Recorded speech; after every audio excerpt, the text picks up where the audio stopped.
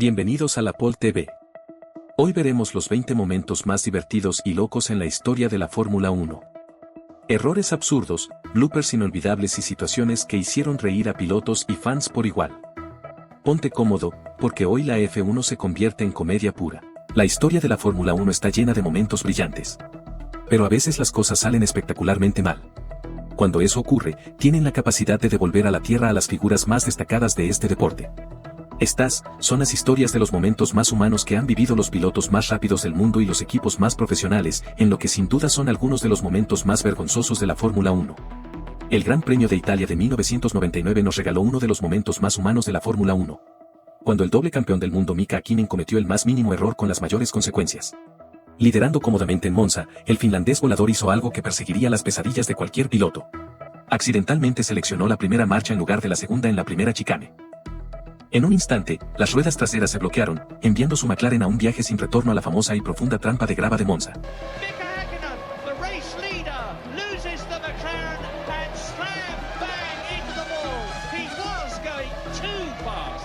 Pero no fue el choque lo que hizo que este momento fuera memorable.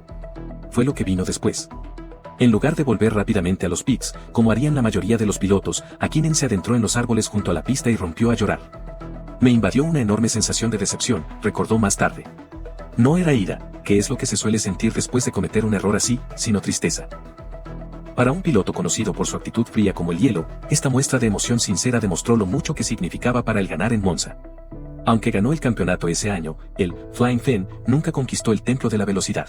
Ahora, antes incluso de que la carrera hubiera comenzado oficialmente, Stroll descubrió una forma innovadora de terminar su domingo antes de tiempo al salirse de la pista durante la vuelta de formación. En un momento que hizo que los espectadores se quedaran boquiabiertos, el Aston Martin de Stroll decidió dar un paseo no programado por la grava. Mientras el resto de la parrilla se limitaba a calentar los neumáticos, el canadiense se encontró varado y fuera de la carrera antes incluso de que nadie hubiera llegado a la parrilla de salida. Yeah, really strange. As soon as I touched the brakes, I just had a huge rear lock, and then I was a passenger from there. So maybe there was a brake failure problem. A pesar de su historial de incidentes singulares, algunos podrían decir que no había nada extraño en ello. Más tarde se vio a su compañero de equipo, Fernando Alonso, con lágrimas en los ojos.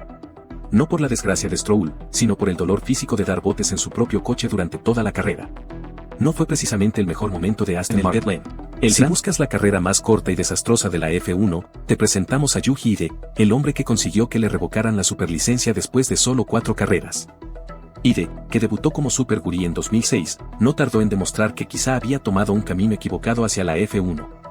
En su primera sesión de clasificación, quedó a 9 segundos de la pole de Michael Schumacher y a 3 segundos de sus propios compañeros de equipo. Las cosas no mejoraron a partir de ahí. Pasó la mayor parte de su breve carrera en la F1 dando vueltas de campana, luchando por mantener su coche en línea recta y, al parecer, sin hablar suficiente inglés como para entender a su propio ingeniero de carrera. El colmo llegó en Imola, su cuarta y última carrera, cuando consiguió hacer volcar el coche de Christian Albon con una maniobra que parecía más propia de unos autos de choque que de una carrera. La FIA ya había visto suficiente y tomó la medida sin precedentes de revocar su superlicencia. La valoración de su jefe de equipo, Aguri Suzuki, fue brutalmente honesta. No sabía conducir un coche de F1. 4 carreras, 0 puntos, un competidor volcado y un lugar permanente en el salón de la infamia de la F1.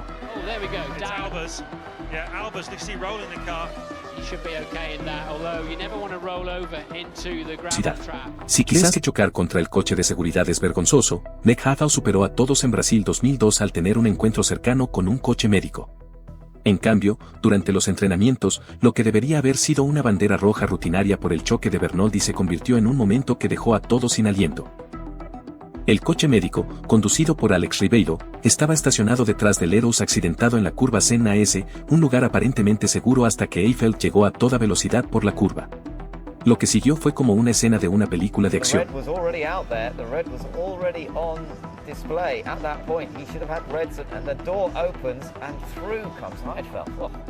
Eiffel logró pasar su Sauber por un hueco entre el coche médico de Mercedes y la barrera que parecía apenas más ancho que un carrito de la compra. Pero justo cuando Eiffel pensaba que había logrado la escapada del siglo, chocó con la puerta del conductor del coche médico, que Ribeiro había elegido abrir precisamente en ese momento. El impacto dobló la puerta hacia atrás como si fuera una lata. Ribeiro, que todavía estaba en el coche, probablemente envejeció unos 10 años en esa fracción de segundo. Si hubiera salido un momento antes, estaríamos contando una historia muy diferente. Si quieres causar una primera impresión en la Fórmula 1, Nikita Mazepin sin duda la causó en Bahrein 2021. Pero no del tipo que nadie desea. Tras un fin de semana lleno de trompos en los entrenamientos que ya le habían valido el apodo de Mazepin, el novato ruso consiguió estrellarse en su primera carrera de F1 antes de que la mayoría de los pilotos hubieran siquiera alcanzado la tercera marcha. Apenas 3 curvas después de comenzar su carrera en la F1, Mazepin se entusiasmó demasiado con el acelerador al intentar esquivar a su compañero de equipo, tomó demasiado el bordillo y envió su Haas a dar vueltas de campana contra las barreras. Yeah, that's what I thought. He got a bit trigger happy with the throttle and went off and had his own accident. La distancia total de la carrera fue de menos de 30 segundos. Incluso para los estándares de un novato, fue espectacularmente breve. Hay que reconocer que Mazepin reconoció inmediatamente su error. Very sorry for the team because they deserve to do much better than that. Fue un comienzo adecuado para lo que se convertiría en una de las carreras más olvidables de la F1. Un debut tan breve que te lo podrías haber perdido durante una pausa para ir al baño, y un claro recordatorio de que dar el salto a la F1 no es tan fácil como algunos lo pintan. El Gran Premio de Azerbaiyán de 2017 nos regaló uno de los momentos más extraños de ir al volante de la Fórmula 1, cuando Sebastián Vettel perdió completamente los nervios detrás del coche de seguridad. Líder del campeonato y conocido por su enfoque calculador, el piloto de Ferrari nos mostró lo que sucede cuando se pierde los estribos. Siguiendo a Lewis Hamilton en condiciones de coche de seguridad, Vettel chocó por detrás contra el Mercedes. Pero en lugar de considerarlo un incidente de carrera, entró en modo pelea callejera. Convencido de que Hamilton le había hecho una prueba de frenos, Vettel se puso a su altura y se desvió deliberadamente hacia el coche de su rival. En un momento de locura que hizo que el paddock cuestionara su estado mental. Los comisarios no se creyeron la teoría de la prueba de frenos de Vettel y le impusieron una penalización de 10 segundos por conducción peligrosa. El 4 veces campeón admitiría más tarde su culpa con una sincera disculpa a la FIA, reconociendo que fue una jugada equivocada, una decisión equivocada. Fue un raro atisbo del lado más oscuro de Vettel, que demostró que incluso los campeones más serenos pueden perder los nervios bajo presión. El incidente le costaría más que unos simples puntos. Dejó una marca permanente en su reputación. What happened between you and Lewis behind the safety car? What I think you saw. Y diferente. Si quieres causar crees que has visto todas las formas posibles de chocar en la Fórmula 1, Romain Grosjean nos dio algo especial en Bakú 2018.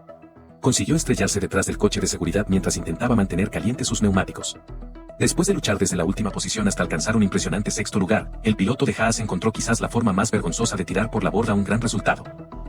Mientras zigzagueaba para calentar sus neumáticos, una práctica habitual durante los periodos de coche de seguridad, Grosjean consiguió de alguna manera hacer girar su coche directamente contra el muro.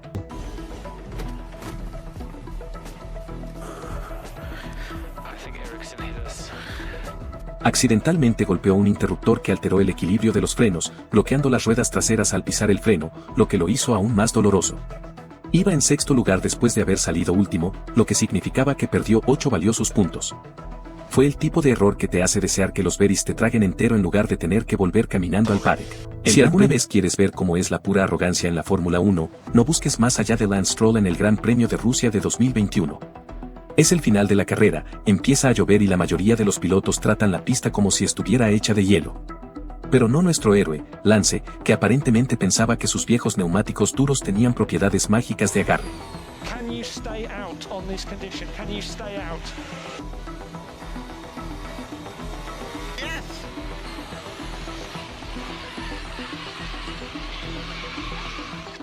Después de salirse de la pista, Stroll decidió que lo mejor era volver a incorporarse e inmediatamente girar en la curva 8 como si todavía estuviera sobre asfalto completamente seco. ¿El resultado?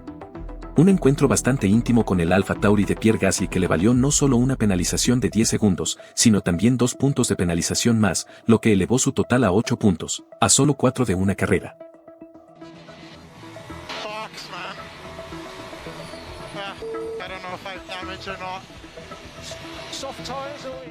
El veredicto de los comisarios fue, en esencia, una forma diplomática de decir, ¿en qué estabas pensando?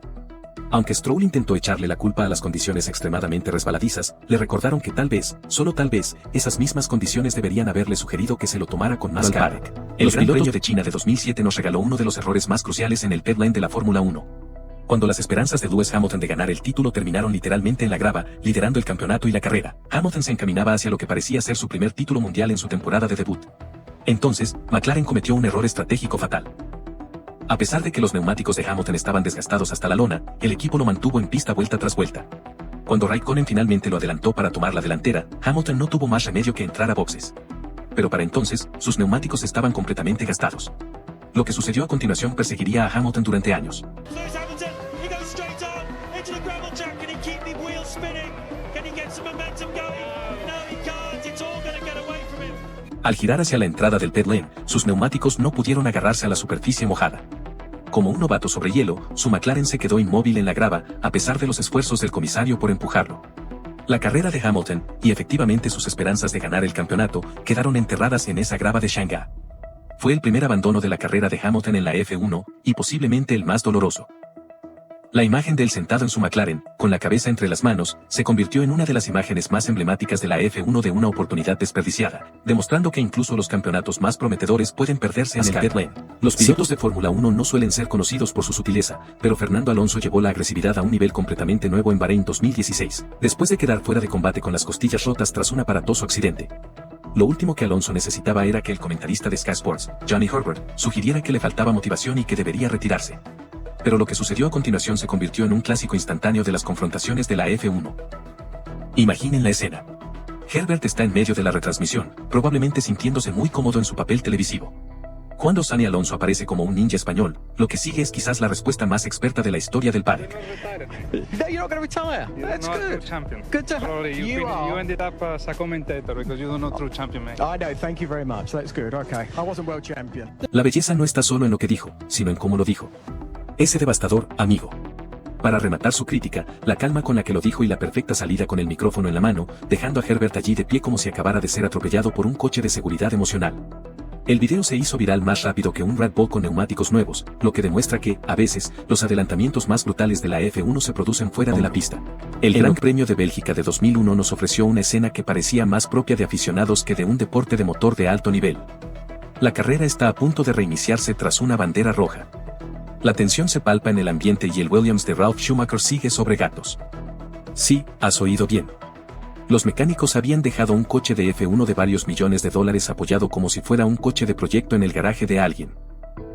Las acusaciones posteriores fueron casi tan entretenidas como el propio error. Mientras que la prensa alemana lo calificó como el error del año, Ralf echó la culpa a su jefe de equipo, sugiriendo que habían tenido tiempo de sobra para evitar este error de aficionados. ¿La ironía? Otros equipos seguían trabajando en sus coches cuando comenzó la vuelta de formación. Sin ninguna penalización, los mecánicos de Williams, conocidos por su habilidad para bajar un gato en menos de un segundo, habían conseguido de alguna manera convertir un procedimiento rutinario en un momento que pasaría a la historia de la F1. La guinda del pastel.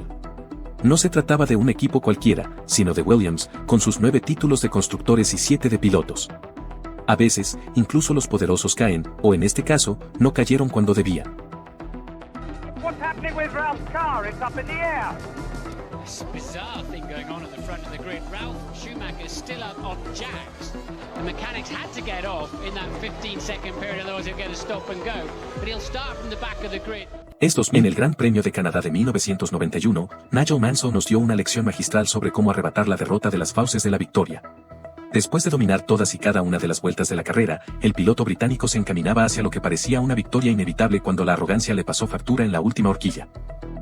El piloto de Williams había sido tan intocable ese día que, al parecer, se sintió lo suficientemente cómodo como para saludar a la multitud al acercarse a la línea de meta.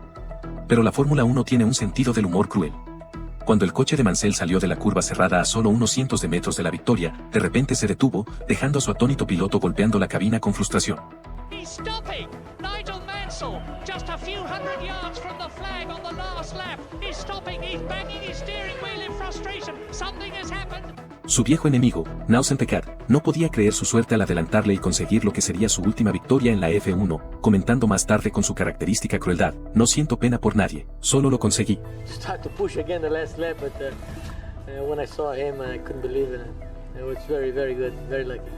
Aunque Williams culpó oficialmente a un fallo en la caja de cambios, persistieron los rumores de que Mansell había dejado caer demasiado las revoluciones durante su celebración prematura o había pulsado accidentalmente el interruptor de apagado mientras saludaba. Sea cual sea la verdad, Mansell se ganó un lugar indeseado en la historia de la F1. El primer piloto en perder después de liderar todas las vueltas excepto la que contaba. Si quieres saber cómo no empezar tu gran premio local, pregúntale a Daniel Ricciardo sobre Australia 2019. A los pocos segundos de comenzar la carrera, el héroe local encontró quizás la única forma de perder el alerón delantero sin chocar contra otro coche. Después de que Sergio Pérez tuviera una salida lenta, Ricciardo intentó aprovechar la oportunidad para adelantar.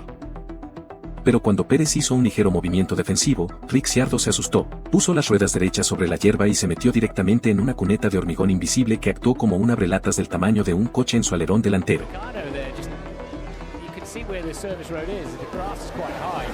En realidad, no me preocupé demasiado cuando toqué la hierba. Pensé que simplemente la atravesaría. Famosas últimas palabras. El impacto arrancó instantáneamente su alerón delantero, lo que le obligó a regresar cojeando a los pits para repararlo antes de retirarse finalmente de la carrera. Fue una forma devastadora de comenzar su carrera en Renault ante su público local. No fue eliminado por otro piloto ni por un fallo mecánico, sino por lo que era, en esencia, una cuneta muy agresiva. En lo que respecta a los pilotos de F1 desafortunados, Taki Inoue se lleva la palma como el único piloto que convirtió al coche de seguridad en su némesis personal en 1995. Este autoproclamado peor piloto de F1 de la historia logró tener no uno, sino dos encuentros extraños con el vehículo destinado a proteger a los pilotos. El primer acto de esta comedia de errores se desarrolló en Mónaco. Después de que su coche se averiara en la clasificación, Inoue estaba siendo llevado de vuelta a boxes cuando el coche de seguridad, de alguna manera, consiguió chocar contra él, volcando su vehículo. Hablando de añadir más leña al fuego, aunque afortunadamente se mantuvo el casco puesto. Pero Hungría sería el escenario del verdadero remate. Con su coche en llamas, Inoue agarró un extintor y, sin molestarse en mirar a su alrededor, porque ¿quién necesita mirar a ambos lados en una pista de carreras? Se metió directamente en la trayectoria del coche de seguridad que se acercaba. El impacto lo lanzó sobre el capó como en una escena de slapstick que sale mal.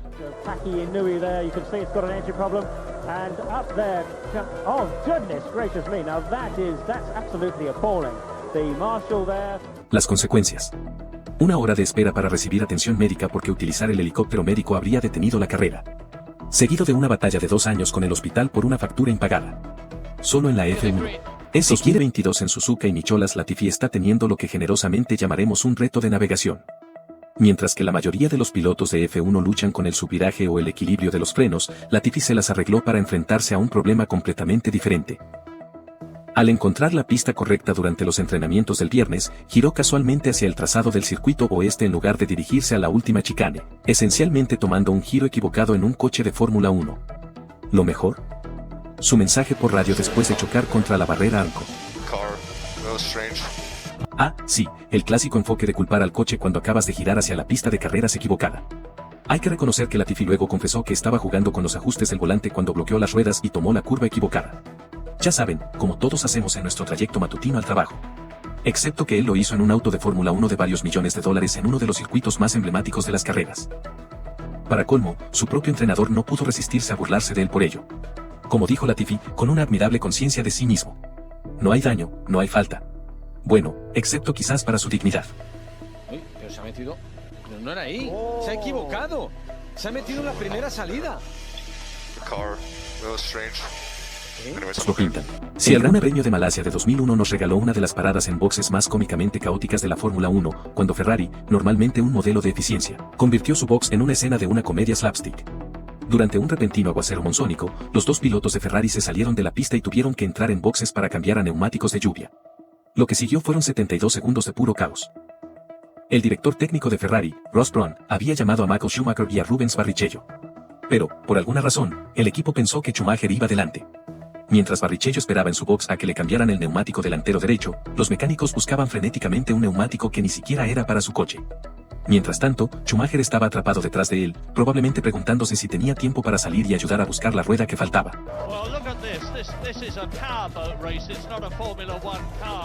También tuvieron que retirar los restos del alerón de Barrichello, convirtiendo lo que debería haber sido una parada rutinaria en una sesión improvisada de reparación del coche.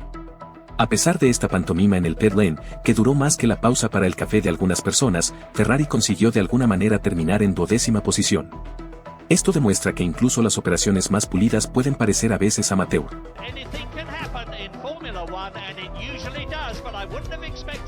Que contaba, si quieres saber, 2006 nos brindó uno de los casos más flagrantes de juego sucio en la Fórmula 1. Michael Schumacher, al estilo típico de Schumacher, decidió crear su propia suerte. Tras marcar el mejor tiempo en la clasificación, pero sintiendo la presión de Fernando Alonso detrás de él, el 7 veces campeón ejecutó lo que pareció el aparcamiento más perfectamente imperfecto de la historia de la F1.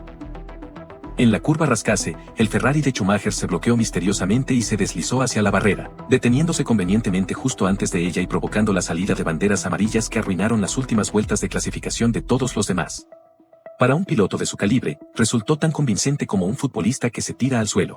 We've all driven cars like this. That's not a big problem that he had there. He could have rolled back down the hill. So many more things he could have done, but he chose not to. Sus compañeros no se lo creyeron. Jacques Villeneuve, que conocía bien las tácticas de Schumacher, dijo que era imposible cometer un error así. Espero que fuera deliberado, porque si puedes cometer un error así, no deberías conducir un coche de carreras. Los comisarios estuvieron de acuerdo y enviaron a Schumacher al final de la parrilla.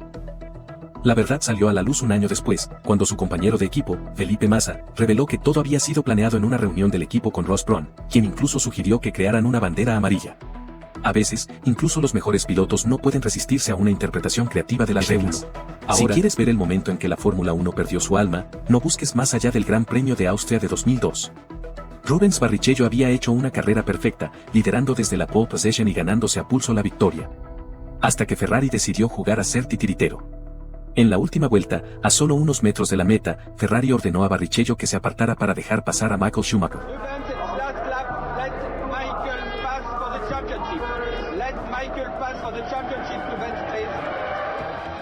El brasileño, a quien se le había prometido que esto no volvería a suceder después de un incidente similar el año anterior, redujo la velocidad a regañadientes justo antes de la línea de meta. Incluso Schumacher parecía incómodo con la situación, reduciendo la velocidad más de lo esperado, como si esperara que el equipo cambiara de opinión. La reacción del público lo dijo todo. Un estruendoso abucheo y silbidos llenaron el aire mientras Ferrari recogía su vacía victoria.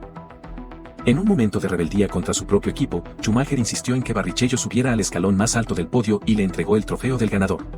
El gesto le valió a ambos pilotos y a Ferrari una multa de $1 millón. Pero el verdadero costo fue la integridad de la Fórmula 1. El incidente fue tan controvertido que llevó a la FIA a prohibir las órdenes de equipo durante los siguientes 8 años.